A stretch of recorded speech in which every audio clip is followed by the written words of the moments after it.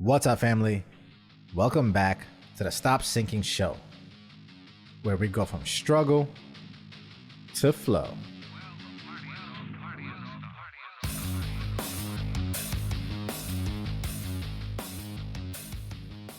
You ever been in the room with someone who is negative? And their negativity can show up in many ways. They can be complaining, they can be perpetually dissatisfied with things, find something to be dissatisfied with. They can be focused on problems and the problems of other people with other people. They can be vengeful, spiteful, short-sighted, egotistical, self-serving, blinded by the passion of their anger and any other strong emotion. What happens when you're in a room with someone like that? Whether you like it or not, you pick up some of that agitation in your body. We all have mirror neurons that predict and match facial features and body language. And somatic theory would tell you that our bodies can often be the gateway to understanding our emotions. So, before you're even conscious of the thought that you're having that was triggered by being in the room with that person, your body is already feeling some of that tensed negative energy that they carry. Just being around the perception of events in a negative way makes it more likely for you to perceive other things negatively. Here's the punchline. You're in a room with someone like that. Exactly like that. Every day. It's you. It's your thoughts.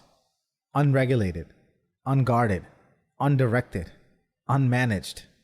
All the things going through your head. And by no means am I saying you should equal weight every passing thought. Many of our thoughts are meaningless and never to be revisited. But the pervasive ones to watch out for are the ones that fall into patterns that repeat over and over again.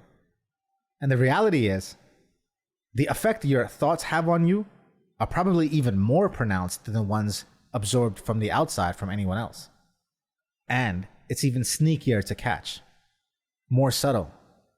Every scroll of your thumb on Instagram, every story, every tweet you watch and read, there's a quick synapse in your brain, a thought, a judgment, an opinion.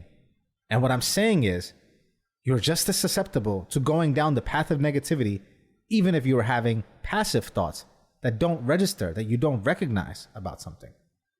So imagine what those thoughts which you do actually know about, that you ruminate on, that repeat over and over again, the anger you have towards a wrong that's been done to you, that hurt you're holding on to. Just imagine what that's loading into your system.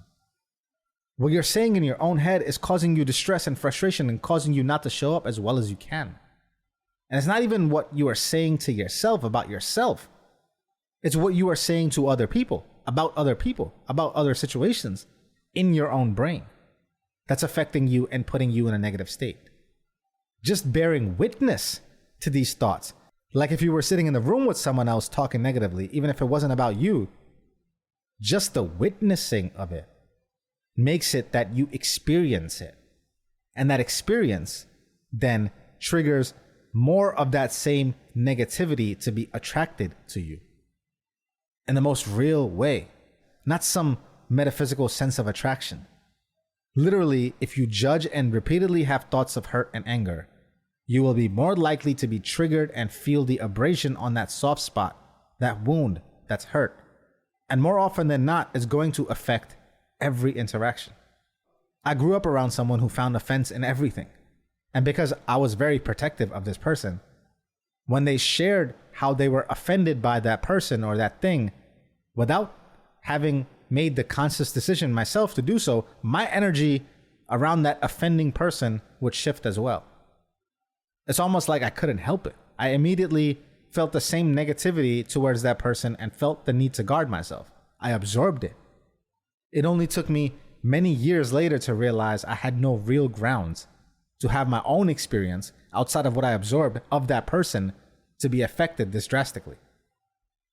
Being in an environment like this, whether it's from your own thoughts or someone else, makes it more likely to be triggered into emotional states that take your energy and power away. And most of us don't accomplish much in life because we're busy dealing with our emotions 80% of the day. Things stealing our energy. Imagine looking back at your life and not even having a coherent story as to why and how you stifled away years of your life. Not being able to add it up to anything specific.